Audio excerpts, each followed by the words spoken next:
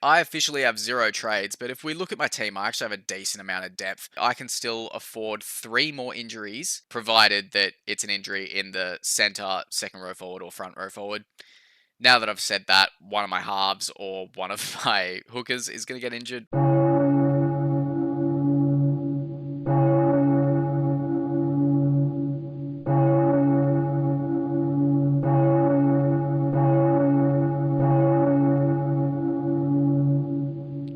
My god, I fucking hate this game sometimes.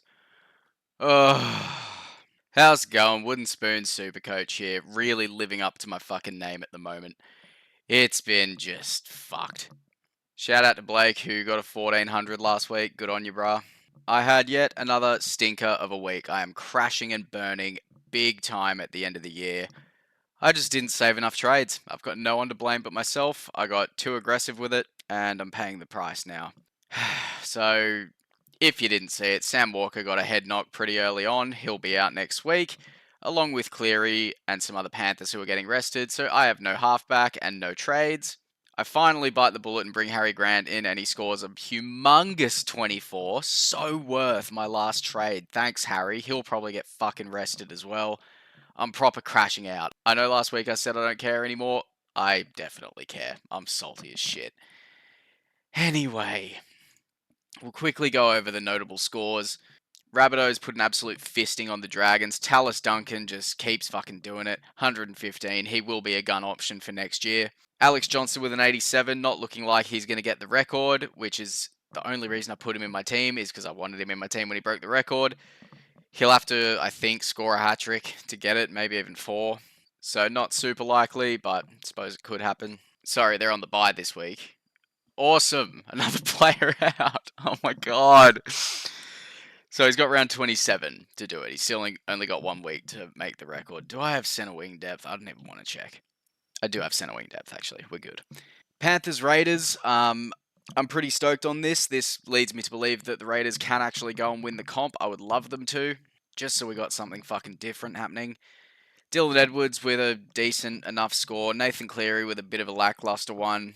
Hudson Young with a 63. I think he updated a bit. I think he was on like 40 or something before. Joe Tarpany, repaying anyone who's held on to him. Ethan Strange going huge again. I wish I jumped on him when I was glazing him a few weeks ago. Didn't do it. For the Storm game, nothing super surprising here. Munster and Katoa with an 80 each. Kikau and Kiraz with a 90 each. So finally getting some scores out of Kiraz that are about right. Pappenhausen coming back with a 71. I can't remember if he played last week. Harry Grant with a fucking shitter. I'm just going to blast through this because I really don't care. Of course, when I'm in Supercoach Experiences chat last week saying, as a Manly fan, sell them all, they finally pull their fucking finger out. Turbo with an 180, second highest score of the year. Lehigh with a 160. Ches with an 115, who apparently knows how to play the game when it's an important day for him. Cool. Brooks doing well, Kohler doing well, pretty much all of Manly doing well. We scored almost 60 points. I was in a poker tournament while I was watching this that I actually ended up winning. So that really softens the blow of this weekend that my team finally got up and I won my first ever poker tournament. So it's probably the only reason I'm not putting a fist through my monitor right now. Titans Warriors, RTS with a big score, Tino with a big score. We don't give a fuck about anyone else. Eels take out the Roosters, which is really good for Manly's finals hopes. It's actually possible again. Wouldn't say I'm entirely confident on it. A huge 40 on my captaincy with Tedesco. Watson with a 35. It's just fucked. Payne Haas with a 104. In hindsight, he was a better captaincy option. Reece Walsh going huge for anyone who went him. Anyone who was forced to play Karapani, you'd be happy with that score. Tigers Cowboys. This is the only game that I fully sat down and watched comprehensively. This was such a good game. Tigers looked really good until they regressed to Tiger-like ways and threw it away at the end. Drinky with an 106. I actually last minute took the captaincy off him and put it on Teddy. Fuming. Jerome Luai had a cracker of a game. So did... Oh my god. For a second there, I thought I didn't play Terrell May. That's Taylor May. We're good. I'm fucking spinning out over here. This is fucked up. So yep, that's all I can be bothered to go through with the results. If you want a more comprehensive deep dive, you're going to have to go to another channel because I am checked out. I'm in fucking Bali mentally. We'll go over to the prize pool though. There was a bet hit. So I don't have it here because I forgot to put it on, but Makapsu tipped Melbourne Storm, and they got up. Since I forgot to put it on and I can't actually go back and find out what the odds were, I'm just going to give him $2 odds for it. So that's another $10 added to the prize pool. At least something's going right here. Makapsu is closing in on $100 contributed. He's pretty much taking it out. Someone needs to come and hit a huge multi to beat him. So well done, Makapsu.